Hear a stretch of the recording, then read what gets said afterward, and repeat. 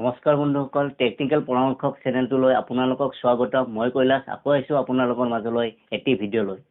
এই ভিডিঅ'টোত আপোনালোকক এটা অদ্ভুত বস্তু দেখুৱাম। সেই বস্তুটো হৈছে এইটো। পেকেটটো নহয় বাৰু, এই পেকেটৰ ভিতৰত থকা আচল বস্তুটো।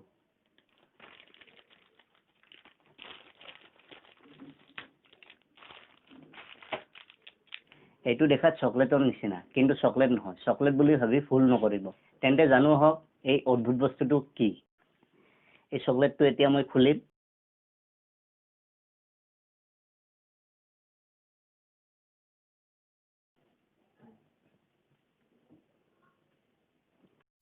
এতিয়া মই এই চকলেটটোত অকণমান পানী ঢালি দিম। তাৰপিছত আপোনালোকে এটা মেজিক দেখা পাব।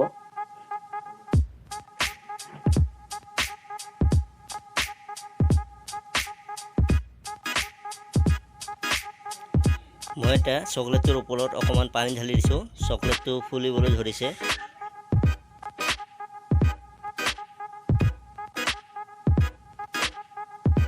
এয়া চাওক, মই চকলেটটো লাহে লাহে ফুলিবলৈ ধৰিছোঁ।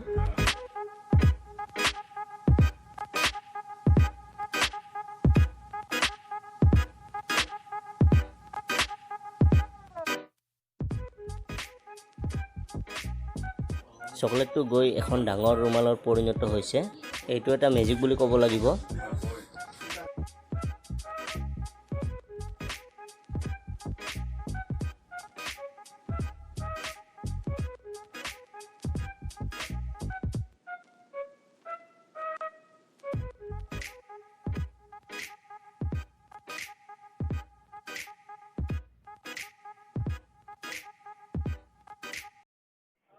এয়া চাওক, এখন ডাঙৰ ৰুমাল হৈ গৈছে।